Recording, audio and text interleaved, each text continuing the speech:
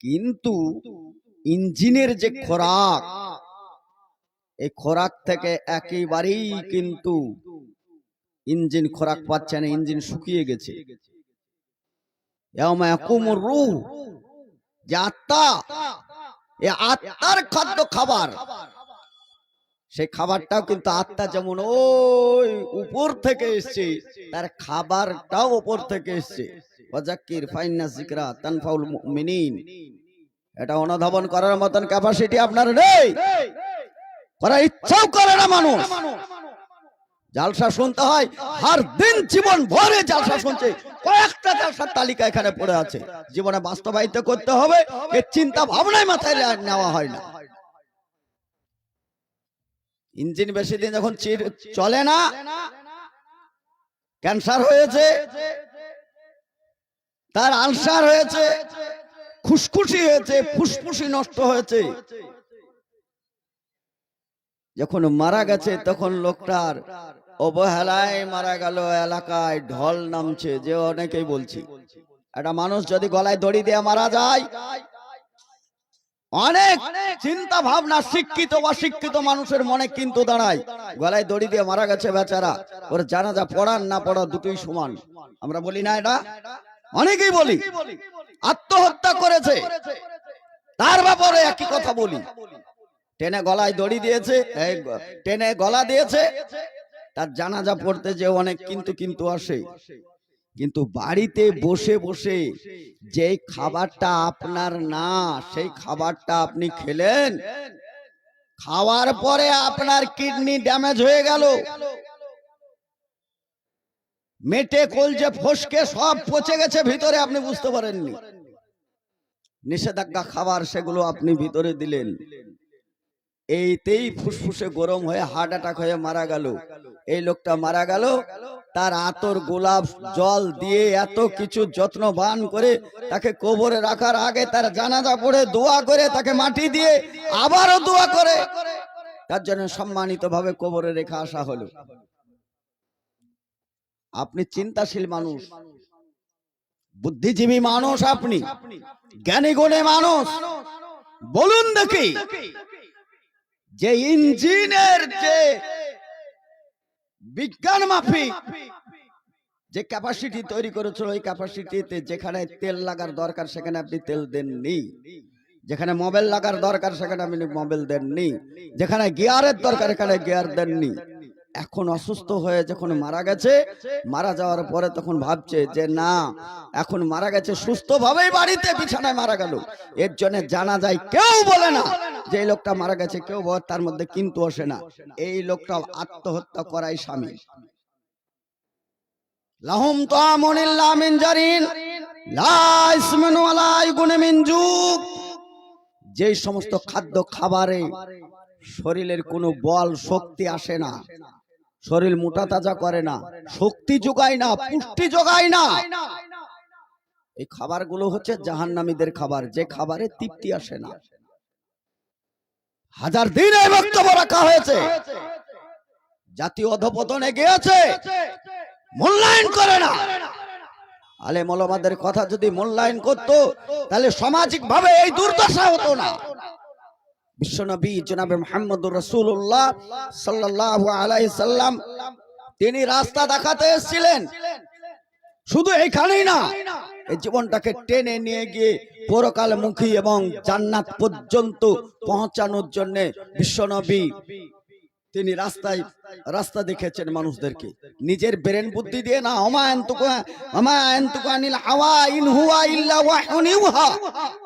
ব্যক্তিগত ভাবে কাউকে কোনো আক্রমণ উক্ত কথা বলতেন না, তবে ওহির মারফতে যেটা আসতেন সেটা কিন্তু ছাড়ও দিতেন না।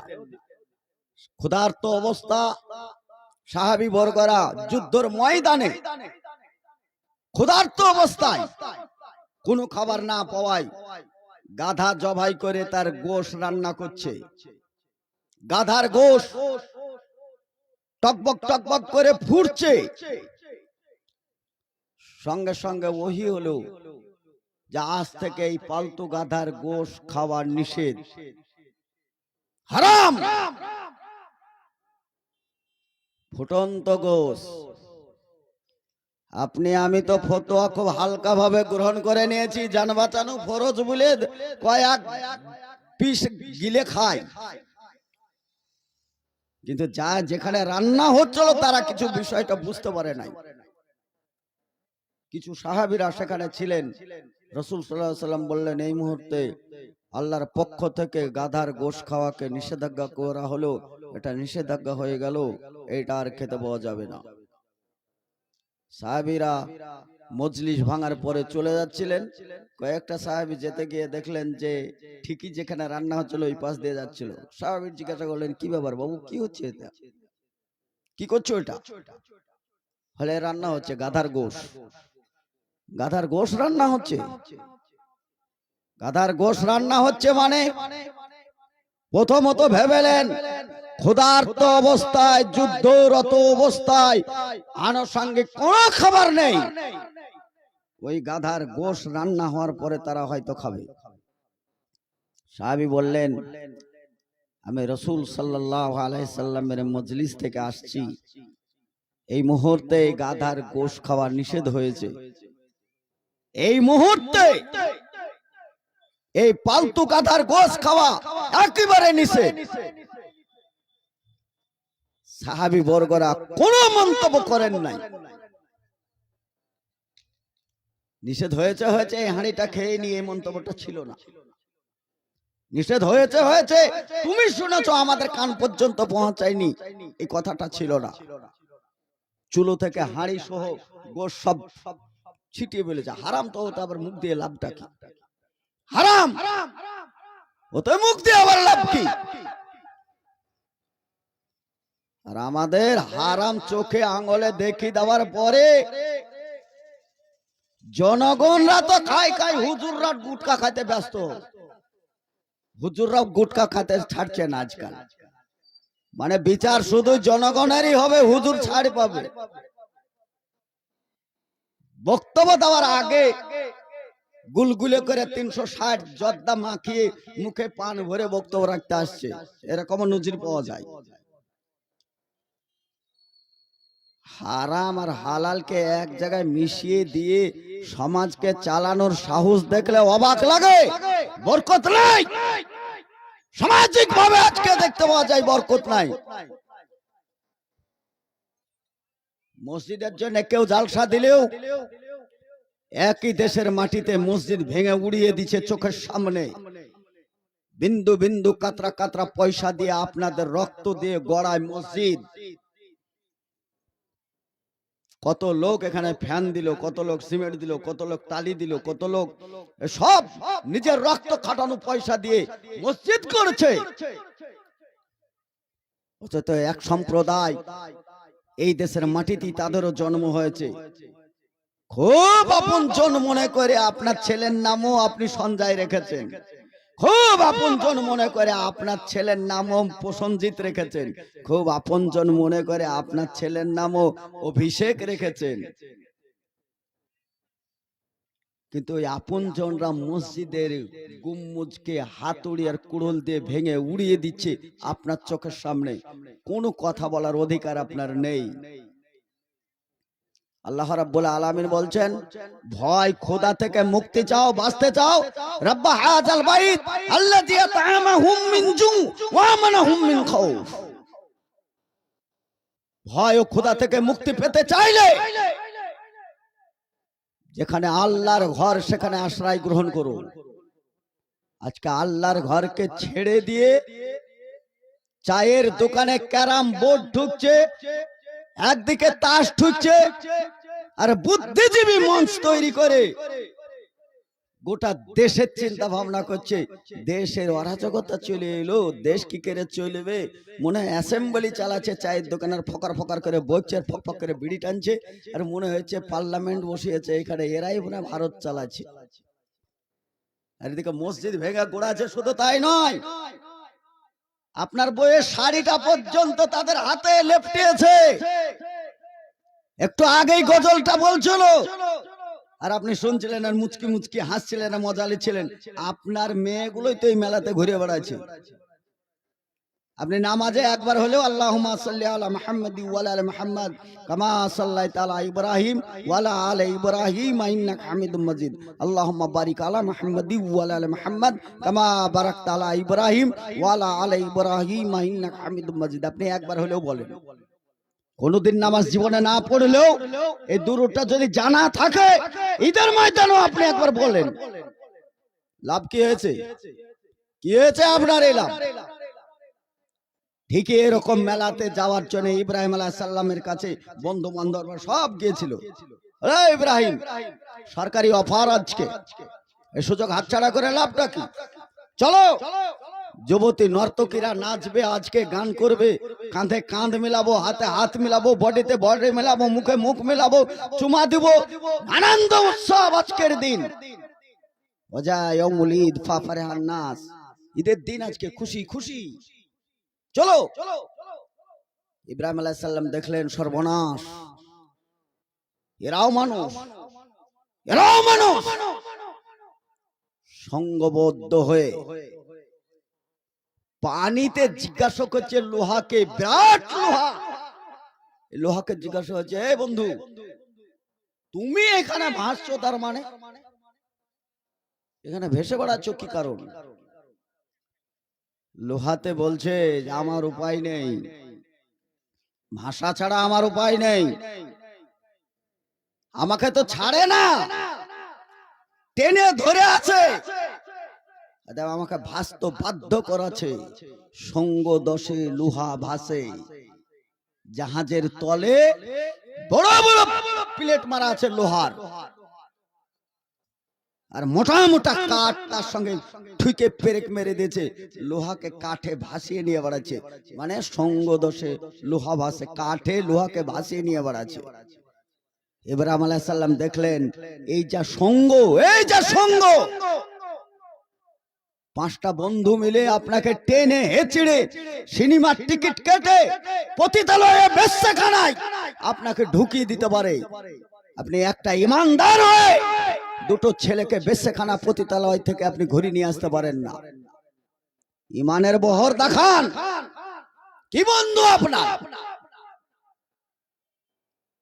কিয়ামতের মাঠে বন্ধুই আপনজন, বন্ধুই শত্রু।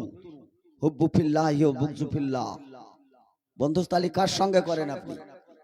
এখন তো বন্ধু খুঁজে বেড়ায় কার টাকা পয়সা বেশি আছে, কে মন্ত্রী মহল, কে এমএলএ এমপি, তার ছেলেদের সঙ্গে গলায় গলায় পিরিত করে যদি একটা তিরপল পাওয়া যায়, যদি এক ঘর পাওয়া যায়, গোটা বডি, গোটা ঘর, গোটা দুনিয়া, বড় দুনিয়া গোটা যে দিল, সে মালিকের কাছে কোনো খবর নেই। সঙ্গ দোষ। ইব্রাহিম আলাইহিস সালামের কাছে যাওয়ার পরে ইব্রাহিম আলাইহিস সালাম বলে, সর্বনাশ, এরা হচ্ছে সঙ্গী, এরা সঙ্গী। অফার কিসের? বলেন আমি এখানে জালসা করছি, মাওলানা সাহেব মুরব্বী হলেও আমি একটু ওনার চাইতে অনেক ছোট আছি।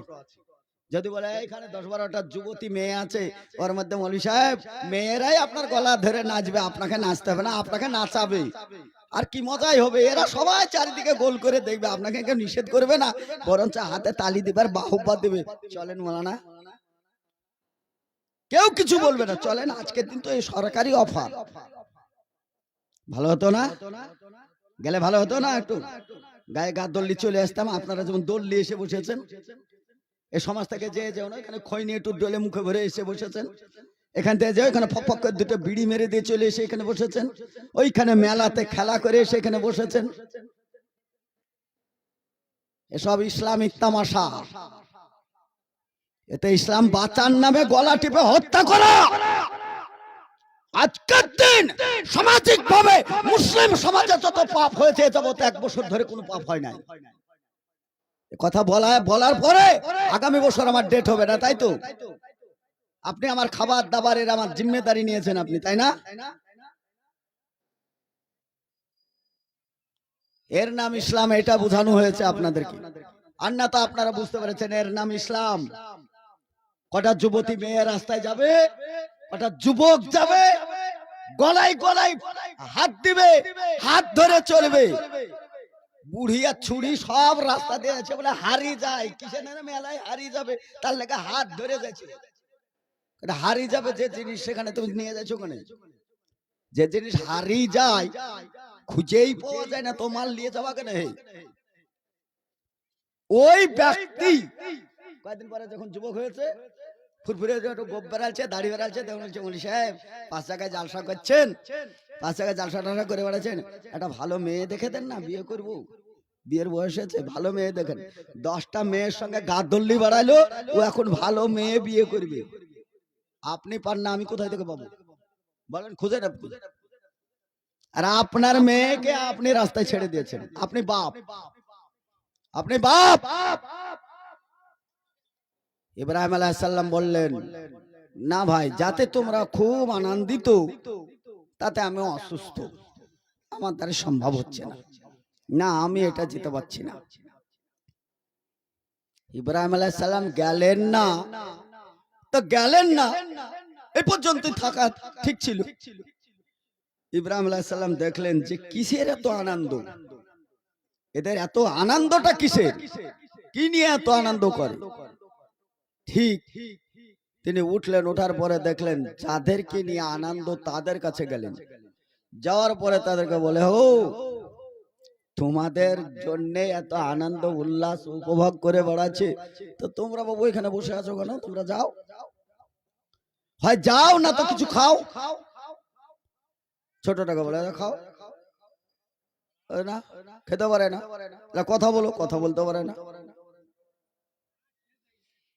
আনতা হাজার লা ইয়াতাকাল্লাম, পাথর, কোনো কথা বলার স্মরণ শক্তি কিছুই তো নেই, পাথর। ইব্রাহিম আলাইহিস সালাম একবার দুবার করতে করতে সব ভেঙে চুরচুর করে দিলেন, বড়টার গলায় কোড়লটা লুটকে দিলেন, যে প্রশ্নের জবাব এখান থেকেই বেরাবে। সব শুনেছেন আপনারা, আমি এই জায়গাটা শোনাতে চাইছি না। তারা মেলা খেলা সব কিছু করে আসলো, আসার পরে শেষ মুহূর্তে মাবুদকে সন্তুষ্ট করার জন্য তাদের বুতখানায় গিয়ে দেখছে সব ভাঙচুর, সরাসরি তাদের টার্গেটে ইব্রাহিম আলাইহিস সালাম ছাড়া এই কাজ করার দুঃসাহসিকতা আর পৃথিবীর কোনো মানুষের হতে পারে না। সরাসরি অ্যাটাক, তিনি একাই পৃথিবীর সবচাইতে নিকৃষ্ট মানুষ 4 জন এসেছিল, তার 1 নম্বরে ছিল ফেরাউন। শিশু হত্যার রাজ চালিয়েছিল, আপনারা চালান না, আপনারা নবীর উম্মত, আপনাদের তো কোনো দোষী পাওয়া যায় না। ইব্রাহিম আলাইহিস সালাম, ফেরাউন জীবিত বাচ্চা 2 বছর 1 বছরের গড়গড়ে বাচ্চা, জীবিত বাচ্চা জন্ম হওয়ার পরে জবাই করেছে, আর আপনি জন্ম হওয়ার আগেই বড় বড় গুলি মেরে পেটেই শেষ করে দিয়েছেন। রাইফেলের গুলি না মারলেও ট্যাবলেটের গুলি মেরেছেন, ইনজেকশনের গুলি মেরেছেন। ফেরাউন চাইতে কি কম করেছেন আপনি? ফেরাউনের ভাই সেজে বসে সমাজ চালাচ্ছি, এটা অপরাধের কাঠগড়া। সমস্ত বিচারের মালিক একমাত্র আল্লাহ, ছাড় নাই, ছাড় পাওয়া যাবেও না। বরঞ্চ এই দুনিয়ায় কিছু দান খায়রাত সাদকা ও ইবাদত বন্দেগীর মধ্যে দিয়ে জিন্দেগি কাটিয়ে চোখের পানি ফেলে যদি একটু রেহাই পাওয়া যায়, মরার পরে বাক্সতে তালা পড়ে যাবে, ঘুরেও কেউ দেখতে যায় না। আমি আমার বাপের কবর জিয়ারত করতে যাই না, তা আপনার বাপের কবর আপনি জিয়ারত করতে যাবেন? 500 টাকা দিলে বাপকে জান্নাতের মধ্যে ভরে দেয়, অথচ তার বাপের খবর সেই লাই না। সব জায়গায় চালাকি চলে, ইবাদতের ক্ষেত্রে আজকাল চালাকি চলছে। ভাই সকল, জঘন্য লোক ছিল ফেরাউন, 2 নম্বরে ছিল নমরুদ,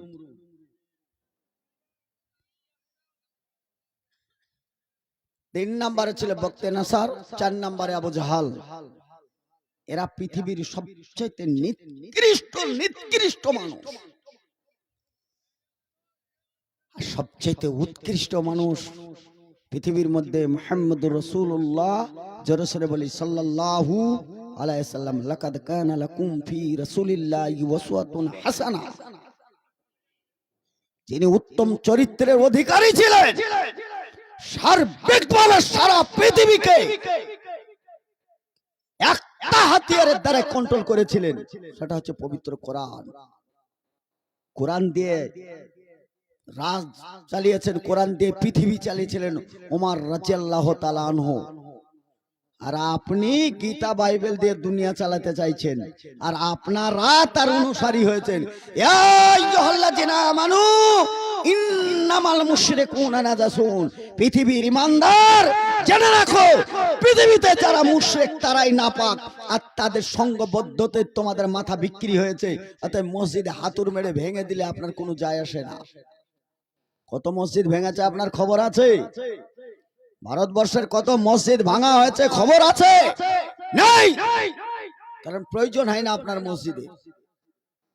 আপনি সালাত আদায়কারী হতেন, মসজিদের সঙ্গে আপনি সংযুক্ত থাকতেন, তাহলে আপনার দিলে মনে আবেগ থাকতো, যেটা এটা আমার প্রাণ, আমার রক্ত বিন্দু দিয়ে মসজিদ করেছি, প্রাণ থাকতে চান থাকতে মসজিদে হাত লাগাতে কাউকে দেবো না। কমসে কম একটু আওয়াজ উঠতো। ওয়াজ উঠেছে কিন্তু আওয়াজ উঠেনি। ওয়াজ করি আমরা, 10 মিনিট মাইকে বক্তব্য দিতে 2 ঘন্টা চালাই, কিন্তু আওয়াজ তুলি না। আজকে বাবরি মসজিদ 1400 একর মসজিদ 3 ভাগ করে 2 ভাগই গ্রহণ করে নিল। 1 ভাগের একটা কোণা শুধু ছেড়ে দিয়েছে। মুসলিমদের সম্পত্তি, মুসলিমদের মসজিদের সম্পত্তি মুসলিমদেরকে বঞ্চিত করছে। আপনি যদি সত্যি মুয়াজ্জিন হতেন, আপনি যদি ইমানদার হতেন, ইমাম হতেন, আপনি যদি মুসল্লি হতেন, আপনি যদি ইমানদার হতেন, যদি আল্লাহর নীতি যদি আপনার জীবনে বাস্তবায়িত করার ইচ্ছা থাকতো, তাহলে এই মসজিদে হাত দেওয়ার আগে 7 বার ভাবতো। সামান্য রমজান মাসে আমরা কিছুক্ষণ আল্লাহর বিধিবিধানকে বাস্তবায়িত করাই। সাহারি থেকে ইফতারি পর্যন্ত খাদ্য খাবার থেকে বিরত থাকি, বড় গুনাহ থেকে বিরত থাকার চেষ্টাও করি, বড় গুনাহ থেকে বাঁচার চিন্তা ভাবনা আর সামান্য ঈমানটাকে রাখাই। আল্লাহ রাব্বুল আলামিন বলছেন, মানুষ যখন আমার উপর ঈমান নিয়ে আসে, আর তখন দেখা যায় কোরআন যখন বেশি তেলাওয়াত হয়, খাদ্য খাবারের ব্যাপক বরকত হয়। দেখেন না, সন্ধ্যাবেলায় যখন ইফতারিতে মসজিদে বসে, মাথায় যার টুপি নাই, সেই ফুটা মুছা রুমালটা যদি এইটুকু আপনার সারা জীবন থাকতো। বাসে ট্রেনে আমরা যাই, অনেক অমুসলিম পাশে বসে থাকে। আপনার যেমন বিড়ি খেতে, সিগারেট খেতে ইচ্ছা করে, তাদেরও ইচ্ছা করে, কিন্তু আমরা সিয়াম পালন করাই, তাদের কিন্তু আর সাহস হয় না। বিড়ি পকর থেকে ধরি একটান মারার পরে যদি বুঝতে পারে এ বেচারা সিয়াম আছে, এ বেচারা পকর থেকে বিড়িটা ফেলে দেয়। আপনার ইমানদারিতে হলকম্প লেগে যাবে। আপনি ইমান মজবুত করেন। বিশ্বনবী জনাবে মুহাম্মদুর রাসূলুল্লাহ সাল্লাল্লাহু আলাইহি সাল্লামের সাহাবীদের চরিত্র, এক যুদ্ধরত সাহাবী বর্গরা, অনেক সাহাবী থাকার সত্ত্বেও ময়দানে যেন একটু ভয় অনুভব করছেন। যিনি লিডারশিপ ছিলেন, আমির ছিলেন, নেতা ছিলেন, ইমাম ছিলেন, তার কাছে গিয়ে বললেন, হুজুর এর আগে যুদ্ধ করেছি, জিহাদ করেছি, অত গাছামছাম করেনি, ভয় লাগেনি, আজকে একটু ভয় ভয় কারণ লাগছে, বিষয় বুঝতে পারছি না। দেখলেন ভয় লাগার কারণ খুঁজে বের করলেন। ভিতরে ভয় লাগবে মানে ওয়ালা তাহিনু ওয়ালা তাহজানু ওয়া আনতুমুল আলাউনা ইন কুনতুম মুমিনিন। মুমিন সে ভয় করবে মানে কিসের ভয়? ভয়ের কারণটা খুঁজলেন। ভয়ের কারণ খুঁজতে খুঁজতে খুঁজতে খুঁজতে একটা সামান্য কারণ খুঁজে পাওয়া গেল। বলে ফজরের সালাত আদায় হয়েছে, সেই সময় কি আমরা দাতন করেছিলাম? সাহাবী বর্গরা বললেন, দাতনের অভাব, দাতন তো ছিল না, কি করে দাতন করব? বলে তরবারির দরকার নেই, যুদ্ধ পরে হবে। কাটোই গাছের ডাল, গাছের ডাল ডুল তরবারি দিয়ে কেটে ছেটে মড়মড় করে ভেঙে হাত দিয়ে প্রত্যেকের হাতে দাঁতন ধরে দিলেন। বলে দাঁতন আগে যাই, যেইখানে দুর্বলতা ওইখানে সবলতা নিয়ে আসতে হবে। সব মড়মড় করে ছেড়ে হাতে হাতে ধরে দেওয়া হলো। খাপে তরবারি ভরে দাঁতন করতে আরম্ভ করলেন। দাঁতন দাঁতন করাই যারা শত্রু পক্ষ যারা ছিল বেঈমান, ইমানদারদের সঙ্গে যারা যুদ্ধ জিহাদ করার পরিকল্পনা নিয়ে এসেছিল, তাদের ভিতরে এমনি কম্পমান সৃষ্টি হয়ে গেল, সর্বনাশ।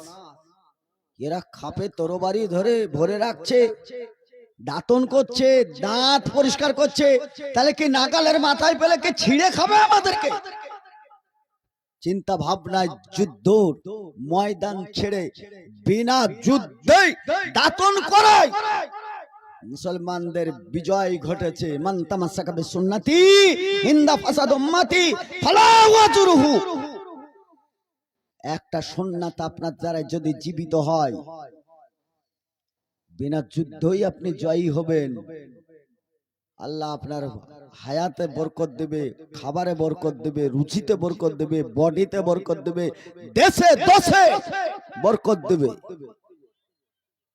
কিন্তু আমরা সঙ্গ দোষে লোহা ভাসে, সঙ্গর দোষ লোহা ভাসিয়েছি। ঠিক অমুসলিমদের মেলাতে যে অবস্থা দেখি, মুসলমানের মেলাতে একই অবস্থা দেখি। তাদেরও এরকম সেই কি থাকে, নাগরদোলা থাকে, তাদেরও নাগরদোলা থাকে, আপনাদেরও আছে। তাদেরও মেয়ে গেলা হাত ধরে, যুবতী যুবতী মেয়ে গেলা হাত ধরে ঘুরে বেড়ায়, আপনাদেরও যুবতী যুবতী মেয়ের হাত ধরে ঘুরে বেড়াচ্ছে। রাসূল সাল্লাল্লাহু আলাইহি সাল্লাম বললেন, আয়েশা রাদিয়াল্লাহু তাআলা আনহা বলছেন, আমার জীবন দশায় আমি যতটুকু জানি, যতটুকু আমার কাছে ইলম আছে, যতটুকু আমার কাছে বিদ্যা রয়েছে, যতটুকু রাসূলের সঙ্গে থেকে আমি বুঝতে পেরেছি, আমার জীবন দশায় রাসূল সাল্লাল্লাহু আলাইহি সাল্লাম কোন জীবিত বা কোন মৃত্যু মেয়েকে হাত দিয়ে স্পর্শ করেছেন এই ব্যাপারে কোনো প্রমাণ পাওয়া যায় না। আর আপনার দিদিমণি কলেজ ইউনিভার্সিটির শিক্ষিতা, ওরে শিক্ষিতা, তাদের পোশাক দেখলে বোঝা যায় এরা পেশাব করে কোন দিক দিয়ে। তাদের প্যান্ট পরাইতে পরাইতে যেখানে ঢিলা ঢোলা পোশাক পরতে বলেছে, তাদের পোশাক দেখলে বোঝা যায় টান টান করে রাখে। যে জায়গাগুলো বোঝার দরকার ছিল না, পোশাকের কারণে বোঝা যায়। যেগুলো দরকার ছিল না, পুরুষের নজর থেকে এড়িয়ে যাওয়া দরকার ছিল, ওগুলো এমন পোশাক পরেছে ওইটা আগে প্রকাশ পায়। পোশাক পরার পরে উলঙ্গপনা হয়ে ঘুরে বেড়ায়, তার বাপও দেখে, তার মাও দেখে, তার 14 পুষ্টি দেখে, কেউ বলে কিছু বলে না। ওরা তার ভদ্র মানুষ, তার ভদ্র মুখোশ, এরা বলে কিছু বলে না, এদেরকে বলে বলতে হয় না। বিটি শিয়ানা হয়েছে, বিটি রাখি বাঁধতে বাঁধতে বাঁধতে এইদিকে 13টা, এইদিকে 13টা, 13 দুগুণে 26টা রাখি বেঁধে দুই বাজু ঝুলাতে ঝুলাতে চলে আসছে যে বিটি আমার শিয়ানা হয়েছে। রাখি বন্ধন, আর রাখি লাগে কটা রাখি লাগে? একটা মহিলা, মুরব্বী মহিলা, বয়স্ক মহিলা লাঠি ধরে চলেছে আল্লাহ রাসূলের কাছে। ইয়া রাসূলুল্লাহ, আমার কিছু টাকা জমেছে, পয়সা জমেছে, আমি হজ করতে চাই। রাসূল সাল্লাল্লাহু আলাইহি ওয়াসাল্লাম বললেন, হ্যাঁ হজ করো। টাকা যদি পরিমাণ হয়, হজ করবে, একটা ইবাদত, ইসলামের একটা রুকুন, করো, হজ করো, অসুবিধাটা কি? রাসূলুল্লাহ, আপনার কাছে জানতে এলাম এই কারণে যে আমার বাড়ি একটা ছেলে থাকে, সে আমাকে মা বলে, আমি তাকে ছেলের নজরে দেখি। আমার সামানপত্র ভারী হয়ে থাকায় ওই বাচ্চাটাকে নিয়ে যাব আমি হজে, তাই আপনাকে বলতে এসেছি, ছেলেটাকে নিয়ে কি আমি হজে যাব? তাহলে প্রশ্নটা খাড়া হয় না? প্রশ্নটা খাড়া হয় কি হয় না? বলে প্রথমে তো হজের জন্য কোনো বাধা ছিল না, কিন্তু একটা ছেলে আমার বাড়ি থাকে, ছেলেটা আমাকে মা বলে, আর আমি তাকে ছেলের নজরে দেখি, আমি কি তাকে হজে নিয়ে যাব? রাসূল সাল্লাল্লাহু আলাইহি সাল্লাম বললেন, ওই বাচ্চাটা তোমার কোনোদিন দুধ পান করেছে? মহিলা বলল, জি না, আমার কোনোদিন দুধ পান করেনি। ও বাচ্চাটা তোমার পেটে ছিল? বলে না, আমার পেটেও ছিল না। তাহলে কে ছেলেটা? বলে আমার বাড়ি লালিত পালিত করি, বেশ কিছুদিন থেকে আমার বাড়িতে থাকে, সে আমাকে মা বলে, আমি তাকে ছেলে বলি। রাসূল সাল্লাল্লাহু আলাইহি সাল্লাম বললেন, তোমাকে মা বলা মৌখিক দাবির ভিত্তিতে ওই যুবককে হজ করতে নিয়ে যে সামানপত্র নিয়ে যাওয়ার আমি মুহাম্মদ সাল্লাল্লাহু আলাইহি সাল্লামের কাছে কোনো ফায়সালা নেই। হজ করা বলেন তো, লক্ষ লক্ষ হাজী সাহেব ও হাজী সাহেবারা যায়, কোনদিনে যাব কোন দুর্ঘটনা ঘটেছে প্রমাণ আছে? নেই। রাসূল নিষেধ করলেন কেন? মেয়েটি বললে, ইয়া রাসূলুল্লাহ, আমি বৃদ্ধা মানুষ, বয়স হয়েছে। আল্লাহ রাসূল বললেন, আমি দেখতেই তো পাচ্ছি, তারপরেও তোমার বয়স হয়েছে, বাধ্যকতায় যাওয়াই তুমি চিন্তা ভাবনা এটা করছো, কিন্তু যে ছেলেটা তোমার সঙ্গে যাবে তার তো যৌবন আছে। রাসূল সাল্লাল্লাহু আলাইহি সাল্লাম পরে এতটা সাবধান করেছেন, কঠোরতে সাবধান করে বলেছেন, কোন যুবতী মহিলা, মেয়ে মানুষ, যুবতী দুটোই এক বিছানায় এক চাদরের নিচে এক খাটে শুতে দিবে না। মেয়েরা যদি জেনা করে ফেলে তো বাচ্চা হয়ে যাবে, কিন্তু ওই বাচ্চার মধ্যে, ওই বীর্যের মধ্যে কোনো হাড় থাকবে না। শায়েখ সাহেব আছেন, আমার বক্তব্য রাখতে কোনো ভয় বা দ্বিধা কোনো কারণই নেই, কারণ ওনারা অহরহ এই হাদিসগুলো পড়াচ্ছেন। কোন যুবক দুই যুবককে এক বিছানার নিচে এক চাদরের নিচে শোয়া নিষেধ করেছেন। যদি একই খাটের তলে শুতে হয় তাহলে পারে তাদেরকে আলাদা আলাদা লেপ কাঁথা দিতে হবে। একই লেপের মধ্যে দুইজন যুবক যেমন শুতে পাবে না, দুইজন যুবতীও শোয়া নিষেধ। যুবকের যা যৌবনের যা জ্বালা, এ মা খালা বোন ফুফু কিছু বুঝে না, অতএব এটা কঠোর নিষেধ।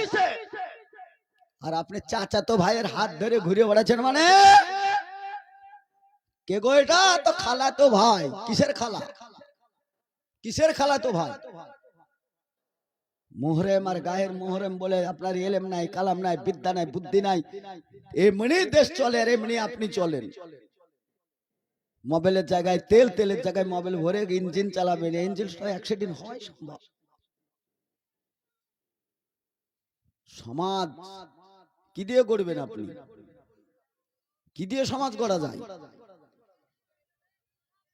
পৃথিবীতে সবচাইতে পাপ তো পাপ, আল্লাহর কাছে 100টা রহমত রয়েছে। কিয়ামতের মাঠে মুমিন বান্দাদের জন্য 99 ভাগ রহমত দেখাবে। ওর মধ্যে একটা রহমত বলা আছে, যেই ব্যক্তি প্যান্ট বা পায়জামা লটকিয়ে পরে থাকে আর মেয়েরা উপরে পরে থাকে, আল্লাহর 99 ভাগ রহমত থাকার পরেও ওই মেয়েদের দিকেও তাকাবেন না, ও ছেলেদের দিকেও তাকাবে না। তাহলে আপনি যতই হাজী সাহেব হন আর হাজী সাহেবা হন, রহমতের নজরে যখন আল্লাহ তাকাবেন না, তাহলে যান জাহান্নামে চলে যান। আর তো সুপারিশ করার কেউ নেই। কোনটা বাস্তবায়িত হয়েছে জীবনে বলেন, কোনটা? রাসূল সাল্লাল্লাহু আলাইহি সাল্লাম বললেন, সুলহ হুদাইবিয়া একটি জায়গা, যেই জায়গায় সংঘবদ্ধ হয়ে, লম্বা চওড়া ঘটনা বলছি না, অনেক রাত হয়েছে, রাসূল সাল্লাল্লাহু আলাইহি সাল্লাম উসমান রাদিয়াল্লাহু তাআলাকে হত্যার ষড়যন্ত্র করে এটা আউট করেছিল মুশরিকরা, ইহুদিদের চক্রান্তে। রাসূল সাল্লাল্লাহু আলাইহি সাল্লামের কানে আসলো উসমান রাদিয়াল্লাহু তাআলা আনহুকে হত্যা করা হয়েছে। আল্লাহ রাসূল এত ভাবে দুঃখ ও ক্রোধ বেড়েছিল, তিনি সঙ্গে সঙ্গে হাত বাড়িয়ে বললেন যে আজকে উসমান রাদিয়াল্লাহু তাআলা আনহুর হত্যার প্রতিশোধ গ্রহণ না করে পর্যন্ত বাড়ি যাব না। কে আছো? এক সঙ্গে 1400 সাহাবী হাতে হাত মিলিয়ে প্রত্যেকে বলেছিল, ইয়া রাসূলুল্লাহ, আমরা আপনার সঙ্গে আছি এই জিহাদে। তাম্বুর ভিতর থেকে কিছু হাত বেরিয়ে আসলো। আল্লাহ রাসূল হাতে হাত বেড়াতে গিয়ে হাতটা টুক করে টেনে নিলেন। তিনি যে কথাটা বলেছিলেন, বলে কে গো? মনে হচ্ছে তাম্বুর ভিতর থেকে কোনো মহিলার হাত, কারণ আমাদের আঙ্গুল আর মেয়েদের আঙ্গুল আলাদা নাই, মেয়েদের আঙ্গুল মিহি মিহি হবে তাদের আঙ্গুলগুলো সরু সরু হবে, আমাদের হাতগুলো মোটা মোটা। আল্লাহ হাতটাকে টেনে নিলেন, বলে না, তোমরা মনে মনেই বায়াত করলেই যথেষ্ট, অতএব হাতে হাত মিলানোর কোনো দরকার নাই। আর আপনার হ্যান্ডসাপ তো দূরের কথা, 14 ফেব্রুয়ারি 13 ফেব্রুয়ারি চুমা দিবস, আর 14 ফেব্রুয়ারি হচ্ছে ভালোবাসা দিবস, ভ্যালেন্টাইন্স ডে। কে তৈরি করেছে এরা? কাদের তৈরি এটা? ইহুদিদের তৈরি, ইহুদিদের কালচার, মুশরিক সংস্কৃতি। আজকে মুশরিকদের কালচার আপনার ঘরের ভিতরে। 14 ফেব্রুয়ারি স্কুল ছুটি থাকে, আর আপনার মেয়ে কুচি কুচি শাড়ি পরে ওই স্কুলে যায়, আপনি কোনো কথা বলেন না। আজকে কিসের স্কুল বলেছেন আপনি? বলেন না। সরকারি ভাবে যে অফারটা ইব্রাহিম আলাইহিস সালামকে দিয়েছিলেন, অনুরূপ ভাবে অফার এখনকার বর্তমানে এই নমরুদ সরকার দেয়, আর তাতে আমরা আমাদের ছেলে মেয়ে যাই। হাজার দিন বক্তব্য রেখে পরিবর্তন করতে পারি না। ভাই সকল, যে বক্তব্য হওয়ার দরকার ছিল সকালে, এইটা হয়েছে রাত্রে। হয়তো শোনানোর ইচ্ছা থাকলেও শোনার মতন মানসিকতা নেই। বিদ্যা লাগবে, বুঝতে পারবেন না আপনি। বিরাট একটা চাল ছাঁদিয়ে রেখেছে, যেখানে পা বাড়াবেন আপনার পা মাকড়ুসা ওইখানে একটা টানা দেয়, এখানে একটা টানা দেয়, বিরাট একটা জাল টাঙিয়ে রেখে দেয়।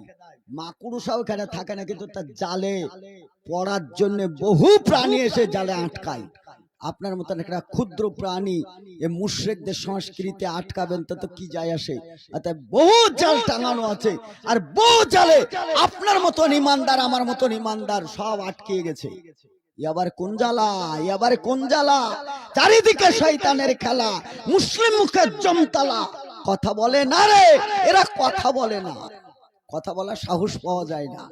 এই বক্তব্য দিচ্ছি, ওখানে পুলিশে হাত করে দিয়ে যদি নিয়ে চলে যায়, আপনারা ফিকফিক করে হাসবেন, শালা ঠিক হয়েছে, বড় বড় লেকচার জব্দ হয়েছিস। কারণ আমার জীবনে এটা বাস্তবায়িত, আমি দেখেছি এটা। কার জন্য আমরা কি করি? সমাজ চলে গেছে অন্য জায়গায়, তারপরেও বেঁচে থাকতে হলে আমাদেরকে খাদ্য খাবার যেমন খেতে হবে, ইবাদতও করতে হবে, জিন্দেগি গড়তে হবে, যা কিছু করতে হবে ভাই দুনিয়ায়। যেহেতু রুহু বেরিয়ে গেলে এটা আটকে যাবে, বডির কোনো মূল্য নেই। এখানে বডিকে ধুই টুই কবরে ভরে দিলেন, কবরে দেখলেন বডি পড়ে আছে, কোনো কাজ নেই। কিন্তু বডি যখন চলে আসবে, বডিতে আত্মা এসে দাঁড়িয়ে বলে, ও ভাই, যারা আমার আত্মীয় স্বজন রেখে যাচ্ছ, আমাকে একটু নিয়ে চলো বা একটু উপকার করো। বলছে যে যারা চলে আসে, বুখারীর হাদিস, তাদের পায়ের জুতোর আওয়াজ আমি শুনতে পাই, কিন্তু আমার চেঁচামেচি চিৎকার কেউ শুনতে পায় না। এর নাম আলামে বারজাখ, কবরের জিন্দেগি। আগে টোরে সব ছেলেবেলে খেলতো, তিল্লি বলতো, আর বলতো হাত ফসি গিল্লি। ওই তিল্লি আর হাত ফসকি গেল্লি, এই একবার হাত ফসকি গেলে পরে আর ঘুরে আসার জায়গা নেই। যাওয়ার রাস্তা ওইটা, আসার রাস্তা মায়ের পেট, যাওয়ার রাস্তা কবরের পেট। কবরে চলে গেলে আসার আর কোনো রাস্তা নেই, যাওয়ার রাস্তা আছে জাহান্নামে। যান আপনি ওই রাস্তা দিয়ে চল যান। ইন্না হাদাইনাহু সাবিলা ইম্মা শাকিরা ওয়া ইম্মা কাফুরা। রাস্তা আল্লাহ দুটো, একটা হেদায়েতের রাস্তা, একটা কাফেরের রাস্তা। এখন আবু জাহাল হবেন না আবু বকর হবেন, আপনাকে সিদ্ধান্ত নিতে হবে। লড়াতে বসে, এই খেড়ে বসে সিদ্ধান্ত নিয়ে যেতে হবে যে আমি আবু জাহাল হব না আবু বকর হব। এই সিদ্ধান্ত আমার বডিতে আমাকে নিতে হবে। আপনাকে হাজার দিন বক্তব্য শুনিয়ে যদি পরিবর্তন না হন, কোনো লাভ হবে না। সিদ্ধান্ত আপনার। ভাই সকল, আল্লাহ আপনাদেরকে হায়াত দেখ, আল্লাহ আপনাদেরকে হেদায়েত দান করুক, আল্লাহ আপনাদের ইহকাল পরকাল কল্যাণ করুক।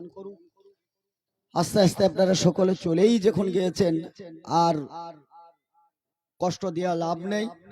আবারও হয়তো কোনোদিন আসা হবে, তবে এটা মসজিদের জালসা, হয়তো সেই পরিবেশ নেই আর সেই সুযোগও নেই। যদিও এই 10টা লোক আছি, যদি মনে করেন মসজিদ গড়তে হবে, মসজিদের টাকার দরকার, ফ্যানের দরকার, লাইটের দরকার, মেঝের দরকার, তাহলে মোদিকে নিমন্ত্রণ দেন, এসে গড়ি দিয়ে চলে যাক। মমতাকে দেন, গড়ি দিয়ে চলে যাক। ও এটা তো মমতারও না। তা আপনাদের যে মুখ্যমন্ত্রী যে গড়ি দিত সে তো এখন জেলখানায়, তাহলে আর কাকে বলবেন? ফলে তাহলে আপনাদেরকেই দিতে হবে, আপনাদেরকেই গড়তে হবে। এই চিন্তা ভাবনা আপনাদেরকেই করতে হবে, আজকেই দিতে হবে। বিষয় না আজকে দিলেও যে নাকি, কালকে দিলেও তাই নাকি, পরশু দিলেও তাই নাকি। নেকি তো আর কমছে না, মসজিদ তো আপনারাই গড়বেন। আল্লাহ যেন আপনাদেরকে মসজিদ গড়ার, মসজিদের খিদমত করার তৌফিক দান করেন, মসজিদের ইবাদত করার তৌফিক দান করেন। যারা জালসায় মেহনত করে দিয়েছে, আল্লাহর কাছে পরিশেষে দোয়া করি, আল্লাহ মেহরবানি করে এই কমিটিকে কবুল করে নিও। আল্লাহ এদেরকে হেদায়েত দান করো, আল্লাহ ইহকাল পরকাল কল্যাণ করো। এতক্ষণ থেকে যা বক্তব্য রাখলাম টোটাফাটা অবস্থায়, আল্লাহ আমাদের বক্তব্যের ইখলাসকে তুমি কবুল করে নাও, আমাদেরকেও তুমি আল্লাহ হেদায়েত দান করো। আল্লাহ না জানা দেশে আমাদের কোনো সন্ধান নেই, ও দেশ সম্বন্ধে আমাদের কোনো ধারণা নেই। একবার চোখ বন্ধ হয়ে গেলে আর কেউ আসে না, ওই দেশ থেকে কেউ আসে নাই। আল্লাহ সেই দেশে আমরা যখন যাব, আল্লাহ আমাদের সঙ্গে তুমি ভালো ব্যবহার করো, কবরের আযাবটাকে তুমি মাফ করে দিও। অনেক আত্মীয় স্বজন, বাপ মা, নিজের স্বজন হারা ব্যথা বেদনা তাদেরকে এগিয়ে দিয়ে এসছি, কি হালাতে আছে জানি না। প্রত্যেক মমিন মমিনা আজকে তাদের ইবাদত আমলের খাতা বন্ধ। যারা আমরা আছি ওয়ারেস হিসাবে আমরা দোয়া করি, যারা আমাদের আত্মীয় স্বজন হারা মমিন মমিনা, আল্লাহ তাদের কবরকে কোষাদা করে দিও, প্রশস্ত করে দিও, আল্লাহ তাদের গুনাহ খাতা মাফ করে দিও। যারা দান করেছে এ যাবৎ সন্ধ্যা থেকে এ পর্যন্ত, আল্লাহ তাদের দানকে কবুল করে নাও, আল্লাহ তাদের বালা মুসিবতকে দূর করে দাও, তাদেরকে হেদায়েত দান করো, এহকাল পরকাল কল্যাণ করো। জাযাকাল্লাহু আহসানুল জাযা, খায়রাল জাযা, বারাকাল্লাহু আলাইকা ওয়া আলাইকা ওয়া মালাইকা, আল্লাহুম্মা সাল্লি আলাই, আল্লাহুম্মা বারিক আলাই। যদি ভাই কেউ 10 টাকা 5 টাকা কেউ যদি দেওয়ার ইচ্ছা আছে তাহলে দিতে পারেন, কারণ লোক নেই, বলারও সুযোগ নেই। তবে আজকের মাইক ম্যান যারা মাইকের ব্যবস্থা রেখেছেন,